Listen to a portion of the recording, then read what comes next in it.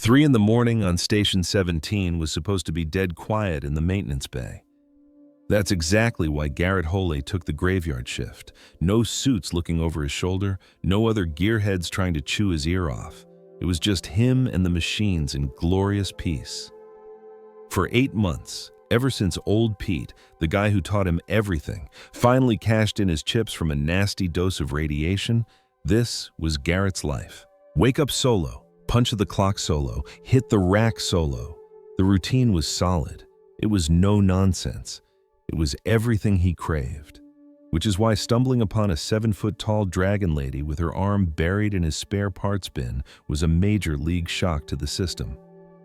Garrett locked up in the doorway, white-knuckling his plasma torch like it stood a snowball's chance in hell against a warrior who'd stomped half the galaxy before mankind even got FTL off the ground. She was still oblivious to him, way too busy yanking out his meticulously organized gear and cramming it into a rucksack that screamed military issue.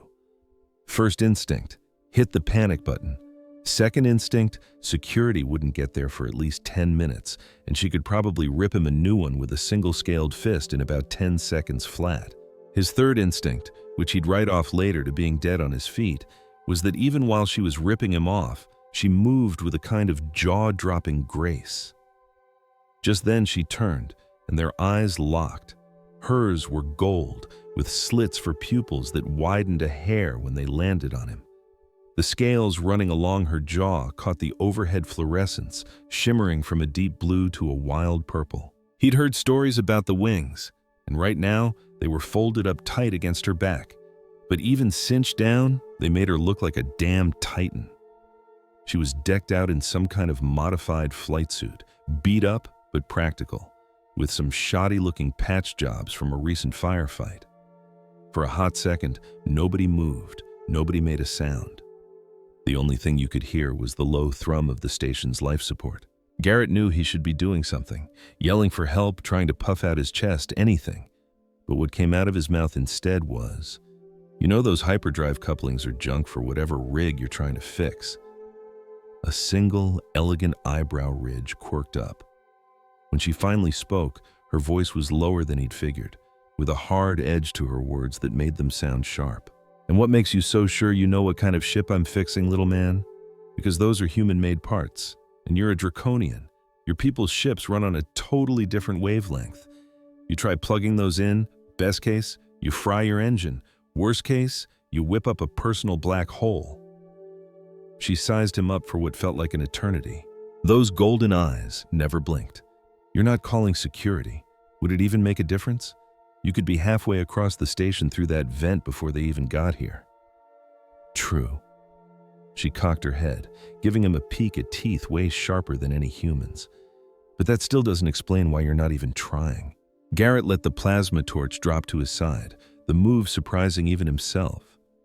Maybe it's because you look like you need the hardware more than you need to hurt me.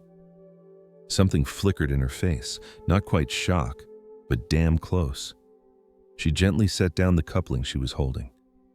You'd just let me rob you. I'd rather you took the right stuff. The universal adapters are in the blue cabinet, third shelf down. They'll actually play nice with your tech. He stopped, then tacked on. Just leave me enough to patch up the commissioner's shuttle tomorrow, or, I guess today. Time gets all squirrely up here. For the first time since their two species had bumped into each other 3 years back, Garrett saw a draconian look totally and utterly baffled. She glided over to the blue cabinet. Man, for her size, she moved like smoke, and found the adapters right where he said they'd be. She grabbed 3 of them, then stopped. Why? Why what? Why are you helping someone who is in the middle of robbing you blind? Garrett just shrugged, all of a sudden feeling incredibly small and wiped out, because you don't seem like the type to steal unless you're backed into a corner. And also, I've been stuck up here by myself for 8 months, and this is hands down the most interesting thing that's happened in, well, 8 months. She stashed the adapters in her pack, then swung it onto her shoulder. The thing had to weigh 100 pounds easy, but she handled it like it was nothing. She strode past him on her way out, so close he could smell something like cinnamon and static electricity coming off her scales. She stopped right at the door. My name is Kirakara of the 7th Sky Clan. Garrett, of, nowhere. Just Garrett. A sound rumbled in her chest that might have been a laugh. You're a weird one for a human, Just Garrett. You're pretty weird for a thief. This time, she definitely cracked a smile. And yep, those teeth were terrifying. And yep, his heart was doing a tap dance it had no business doing. And just like that, she was gone, slipping down the corridors with a quietness that was just plain impossible for someone built like her. Garrett just stood there in his ransacked bay for a solid 5 minutes before his brain kicked back into gear. He had to report this. He absolutely, 100% had to report this. Instead, he walked over to his workbench and started taking inventory of what she'd lifted, mentally drafting the requisition form to replace the missing gear. He figured that was the end of it. He was dead wrong. 3 days later, she was back, only this time she wasn't boosting his stuff. She was perched on one of his workbenches when he showed up for his shift. Her wings fanned out slightly in a way he'd later learn meant she was relaxed. The sight of her damn near gave him a heart attack. How the hell did you get in here without setting off the alarms? Your security network has 17 different holes in it. I just used 3 of them. She tilted her head in that way he was already starting to find kind of charming, which was nuts because she was a 7-foot-tall dragon person who could probably bench press a shuttle bus. You didn't tell anyone about my last visit? How would you know? Because they haven't beefed up security. And you're not shocked to see me, just spooked. There's a big difference. Shock is gut punch fear. Being spooked is fear you've had time to think about. You've been thinking about me. A hot flush crawled up his neck. I have not been thinking about you. Your heart's hammering away like a drum solo that says you're lying. That's because you're squatting in my workshop uninvited. Again. She slid off the bench with that same liquid motion, and all of a sudden she was way closer than she needed to be. He had to crank his head back just to meet her eyes. The adapters worked. Good. My ship's back in business. Good. I could bounce from this station now, head back to draconian space. Something in his gut twisted at the idea. That's good. But I haven't gone. Why not? She was silent for a beat, those gold eyes boring into him with a focus that made him want to squirm. You're interesting, Just Garrett. In the 16 months since my mate was killed in the war, nothing has been interesting. And then I run into this little human who helps out a thief, who chooses to work alone in the dark, and who looks at me without that fear I see in every other human's eyes. I'm totally afraid of you. No. She reached out and pressed her palm flat against his chest, right over his heart. Her hand felt warm through his coveralls, and every finger ended in a claw that could gut him. This isn't fear. I know what fear feels like. This is something else. Garrett totally forgot how to breathe. Kira. My mate used to call me Kira. Kira. The name felt both alien and completely right coming from his mouth.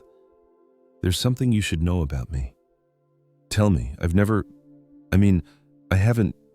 He squeezed his eyes shut, unable to get the words out while looking at her. I'm 26 years old and I've never been with anybody, human or otherwise. I have no idea how to do this, whatever this is. When he opened his eyes, she was smiling.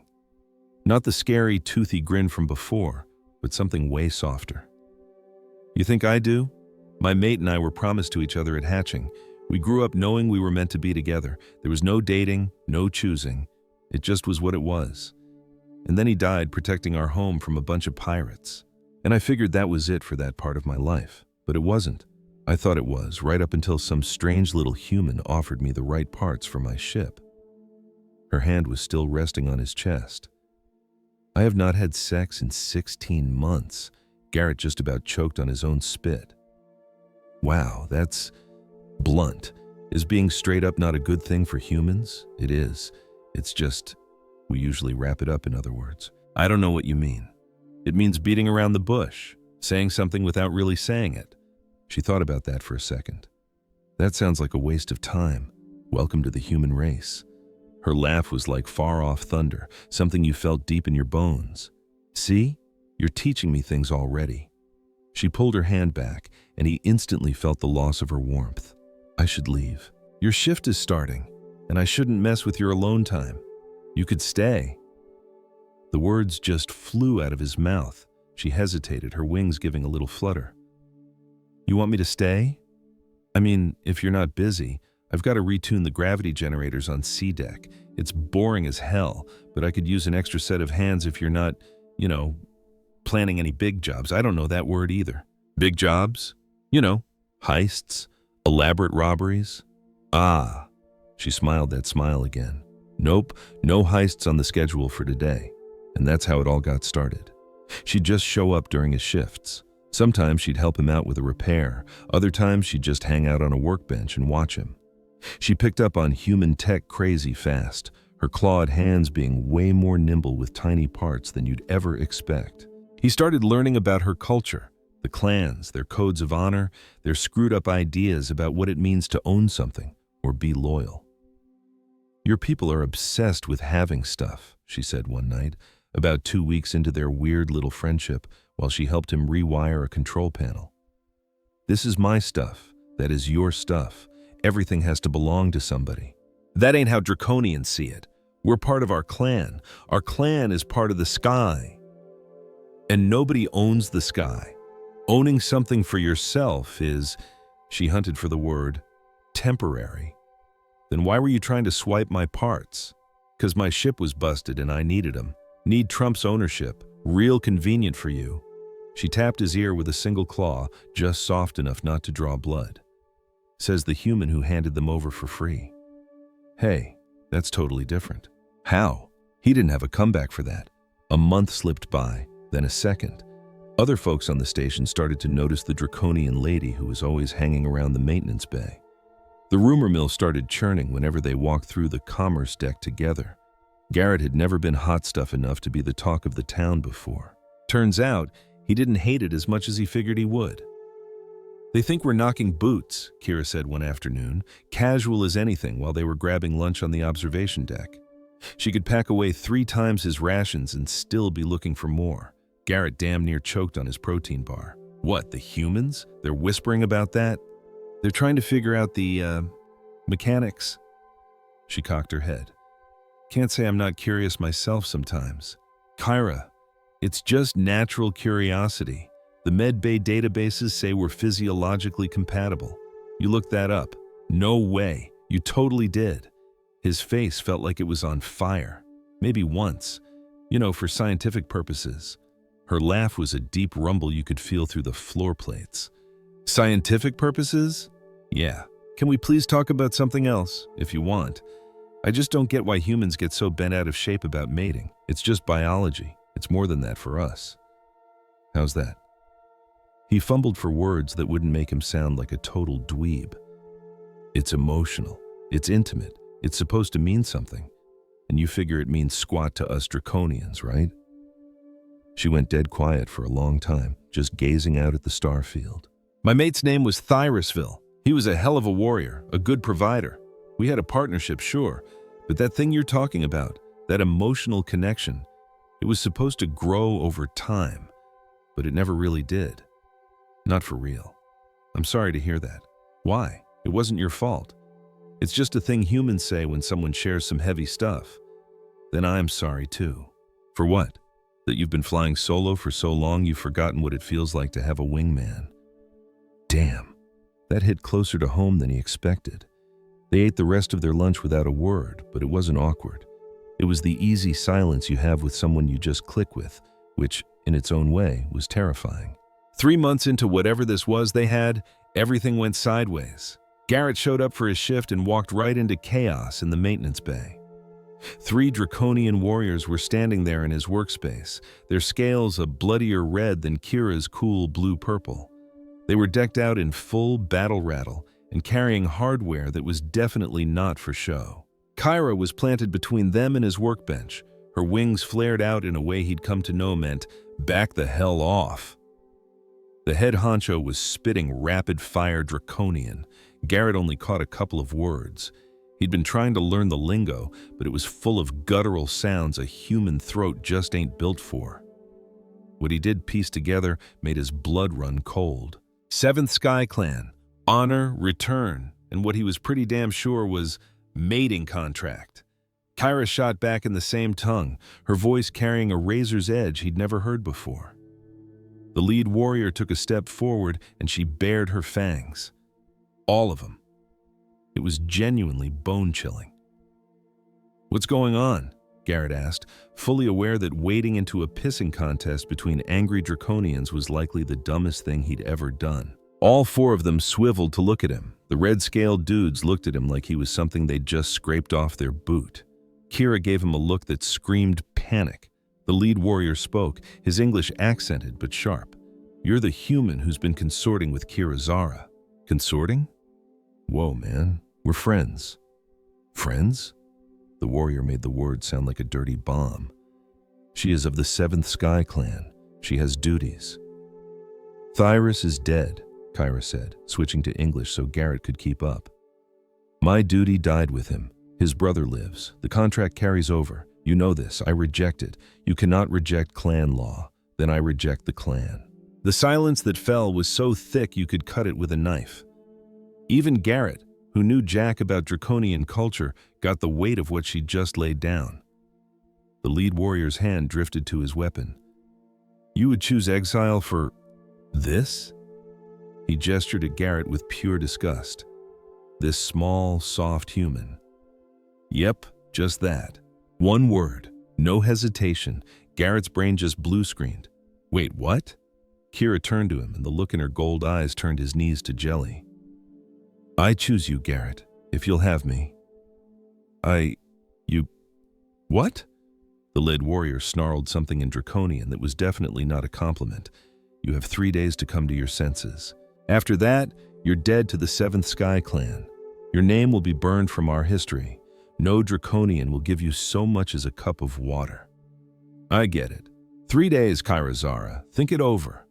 The warriors took off, and their leaving felt even more menacing than their arrival. Garrett and Kyra just stood there in the bay, surrounded by scattered tools and the crushing weight of what just went down. "Did you just ditch your entire species for me?" "My clan, not my species. There's a big difference, Kira. You're freaking out." "Of course I'm freaking out.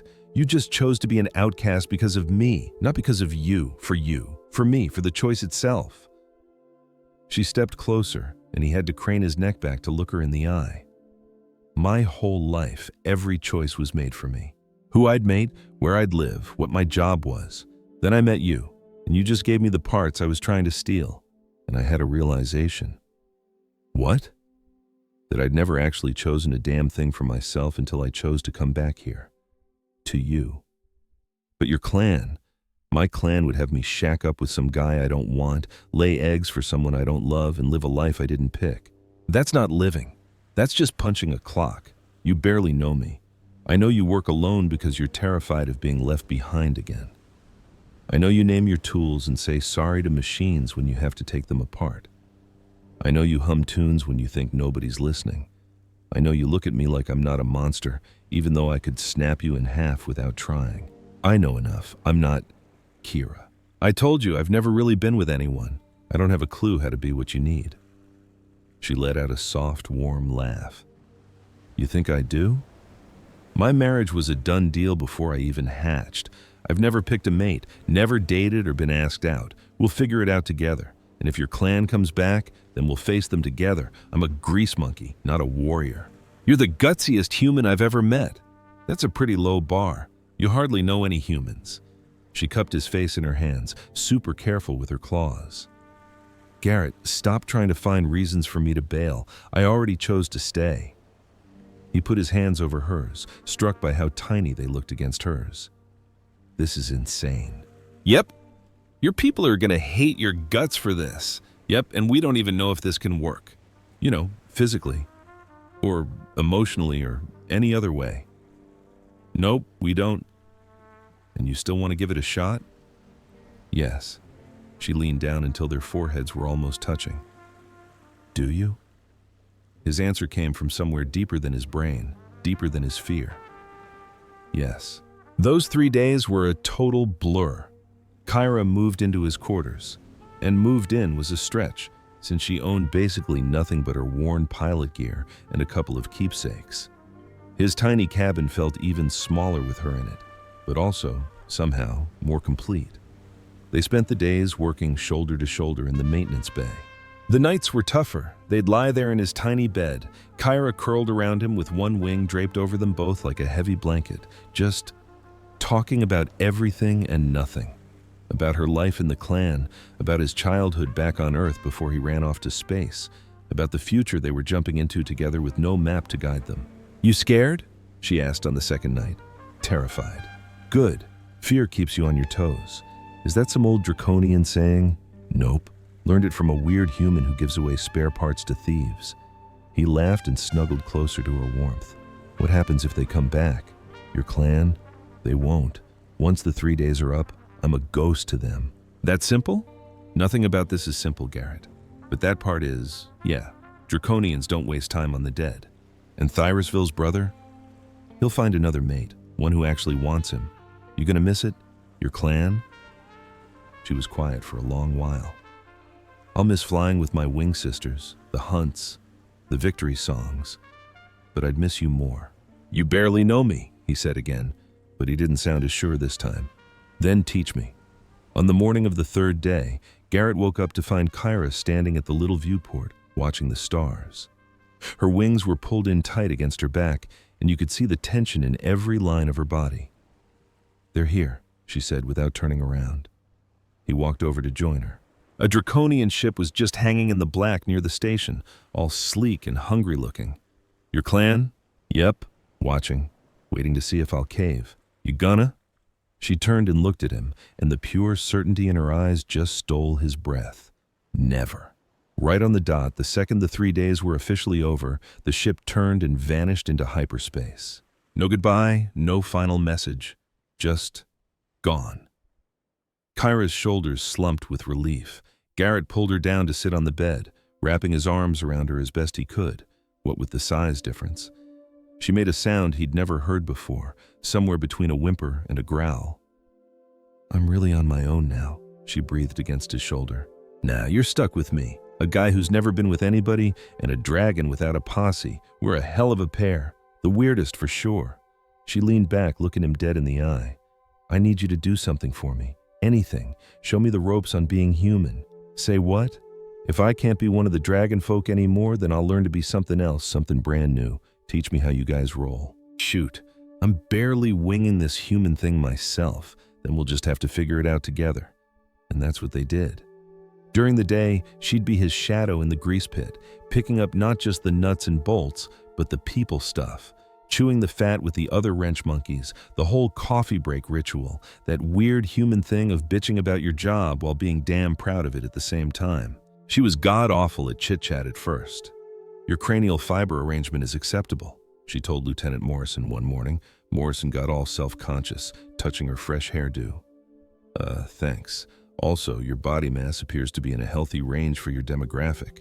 "Yeah, okay, we're gonna work on your compliments," Garrett muttered, dragging her off while Morrison just stared after him, completely clueless. But she got the hang of it. Turns out, she was a fan of human grub, especially anything hot enough to make Garrett's eyes water. She learned to crack up at human jokes, even the ones that made zero sense logically. She figured out that humans were handsy in a casual way. A slap on the back, a quick hug, a handshake. And she started doing it too, with this kind of careful gusto that was, well, pretty damn cute. She also dug into human courting rituals, which cooked up some real interesting moments. The archives indicate human males frequently offer floral arrangements during courtship, she announced one day, handing him a bouquet of orchids that were definitely 5-finger discounted from the commissioner's private garden. Usually, it's the other way around, but hey, I appreciate the thought. Also, we probably ought to book it. They barely got back to his place before security showed up. Another time she said, "I've been researching human mating displays. Please, for the love of God, don't call them that. The data suggests I should adopt provocative attire. Kira, you're 7 feet tall with wings and natural body armor. You're already provocative. But I'm not soft. Humans prize softness in a partner. Not all of them. You don't." He took her hand, tracing his thumb over her fine scales. "I dig you just the way you are. Even if I'm not human, especially because you're not human. Humans are a mess of complications. I'm not complicated. You're complicated in a whole different way. A better way." She sized him up with that look of hers that still got his heart hammering. Show me. Show you what? How humans show affection, physically, beyond the casual stuff. His throat went bone dry. Kira, we've been bunking together for days, sharing a bed, but you don't touch me like the archives say human mates do, because I don't know the first thing about it, and I don't want to hurt you or let you down or... She shut him up by pulling him right up against her, real careful-like with her strength. You could never let me down. You gave me a choice. You gave me my freedom. You gave me a place to hang my hat when I'd thrown everything away. How could that ever be a disappointment? This is a whole different ballgame, because it's about getting physical. Yeah, then we take it slow. We'll learn, just like we did with everything else. She nuzzled his neck, a move she'd copped from watching human couples. Unless you don't want to, I want to. The words barely squeaked out. God, I just don't have a clue. Then we'll figure it out together. What came next was the most clumsy, sweet, and fumbling discovery of his entire life. She was patient with him being a rookie, letting him call the shots, figure out what clicked between their crazy different bodies. Her scales weren't cold like he'd figured, but hot, like she was running a fever. The spots where scales gave way to softer skin were just unbelievably sensitive. She purred, actually purred, when he traced the edge of her wing membranes. Is this okay? He kept asking. Quit asking and keep touching. When they finally went all the way, it was nothing like either of them had ever had, or even imagined. Awkward and alien and absolutely perfect because it wasn't. Afterwards, they were all tangled up, her wing draped over both of them, his hand just drawing little circles on her scales. The archives didn't say it would be so. She hunted for the right word. Intense. Connecting. Like our souls were touching, not just our bodies. That's some high-level poetry for you. You're rubbing off on me with all this human mushy stuff. You love it. She was quiet for a tick. Yeah, I do.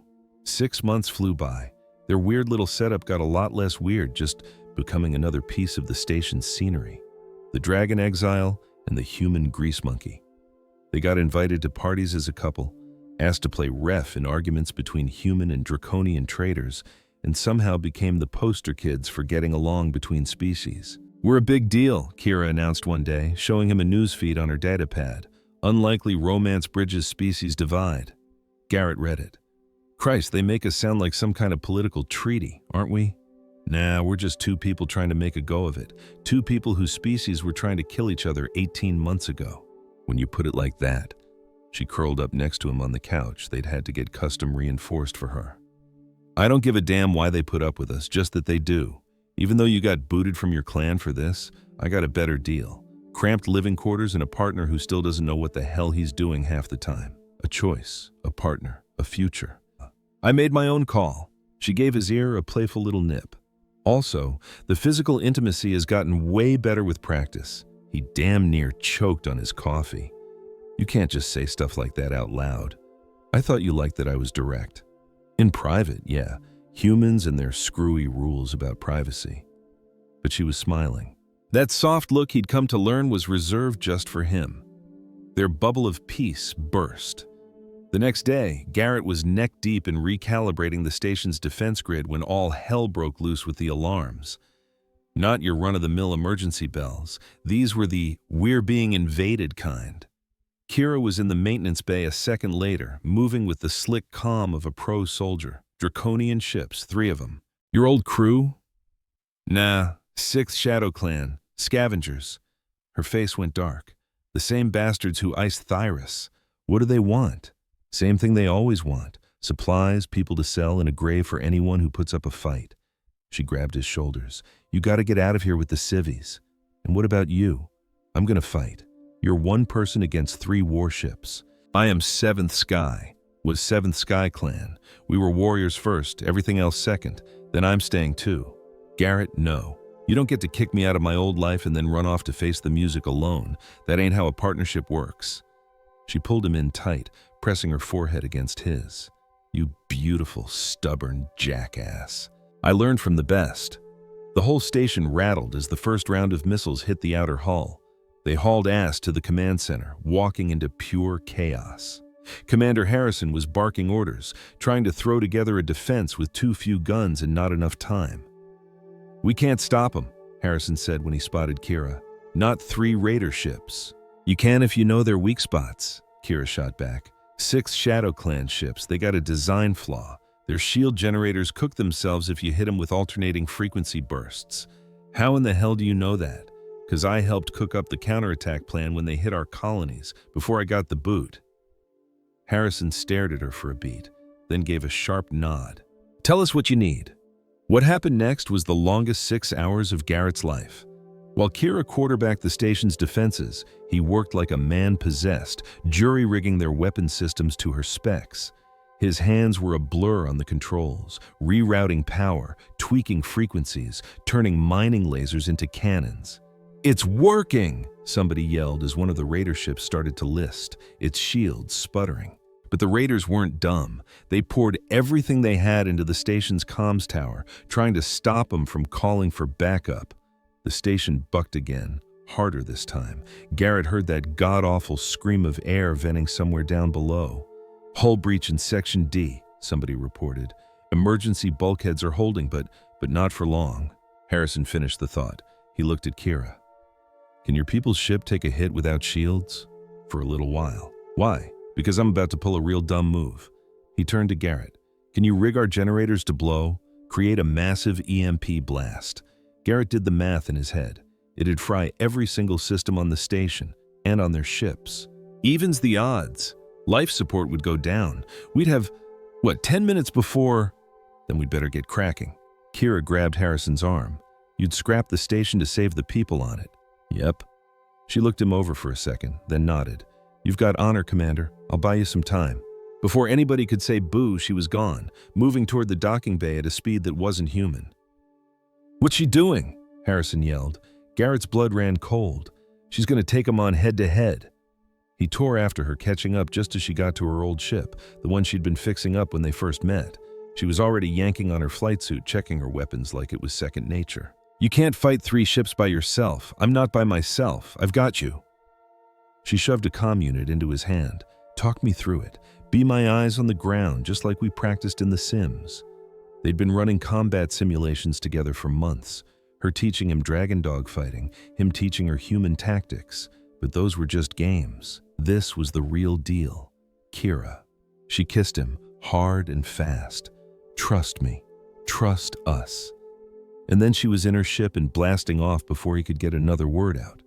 What went down next became the stuff of legends, though Garrett never liked hearing the story told. How a single, exiled dragon in a beat-up scout ship held off 3 raiders just long enough for the station to phone for help. She was a damn phantom, weaving through their hellfire with a grace that shouldn't exist, picking out their weak spots with a surgeon's touch. All she had was some human wrench jockey in her ear, his voice, the one anchor she had as her ride was getting torn to shreds around her. "Port thrusters shot," she spat over the comms, her voice tight. "Shifting power to starboard. You can use the station's gravity well to slingshot. Smart. See? You're getting the hang of this. Less jawing, more not getting blown to kingdom come." She actually chuckled just as another blast rattled her ship's bones. "If I check out, just know these past few months, they were worth a lifetime. You ain't dying. Dip toward Station Section C. You gotta trust me." She banked hard. The raider stayed on her 6, guns blazing. At the last possible second, Garrett fired the mining laser he'd been juicing up, catching the raider dead on at spitting distance. The ship blew apart in a cloud of shrapnel. "One down," he exhaled. 2 more to go." "But Garrett, my guns are dead." He glanced at the station schematics. Harrison's EMP stunt was almost ready, but they were still 2 minutes out. 2 minutes Kira just didn't have. And that's when all hell broke loose. 3 fresh contacts dropped out of hyperspace. Draconian design, but these weren't scumbag raiders. They were flying the colors of the 7th Sky Clan, Kira. A voice she knew all too well crackled across the open channel. "The lead warrior from all those months ago. You may be dead to us, but these scavengers murdered a son of our clan. Their hides are ours." The 7th skyships hit the raiders with a fury that was all business. In a handful of minutes, it was a turkey shoot. The raider ships were just floating junk, and Kira's beat-up fighter was limping its way back to the station. The lead warrior keyed his mic one last time. "The blood debt is paid. We won't be seeing each other again." And just like that, the 3 ships blinked out of existence, leaving nothing but static and scrap metal. Garrett was waiting for Kira in the docking bay. Her ship looked like it was held together with spit and prayer, sparking and leaking some nasty-looking fluids. She climbed out of the cockpit, her flight suit shredded, a deep cut on her arm oozing blue blood. "You're hurt. I'm breathing. We're breathing. That's all that counts." He yanked her into a hug, not giving a damn who was watching or that her strange blood was soaking his coveralls. That was nuts. "Yeah, your clan showed up. Not for me. For honor, for payback. It's not the same thing, but they still came." She leaned back, looking him square in the eye. "You saved my skin. That move with the mining laser, we saved each other's asses. It's what partners do." Commander Harrison walked up, looking like he'd aged 10 years but relieved as hell. "The entire station is in your debt. You're both heroes." "We ain't heroes," Garrett grunted. "We're just a couple of folks trying to make a go of it," Kira finished for him. "Though hero work probably pays better. Maybe we ought to take another look at our contracts." Harrison let out a real laugh, a draconian with a human sense of humor. "Lord help us all." As the medics started patching Kira up and repair crews swarmed the busted sections, Garrett just held her hand, thinking how much can go sideways in 9 months. He'd gone from a nobody mechanic hiding out on the night shift to a guy fighting off pirates next to a dragon lady who'd tossed everything she'd ever known in the trash for him. "So what's going on in that head of yours?" Kira asked while a medic was sealing the gash on her arm. "Just that Pete would have gotten a real kick out of you." "Your old mentor?" "Yeah. He was always on my case about taking more chances, getting out of my bubble. I'd say dating someone from another species counts as leaving your bubble. Dating you is like leaving the damn comfort galaxy." She gave his hand a squeeze. "No regrets. Not a one. You, only one." His stomach dropped.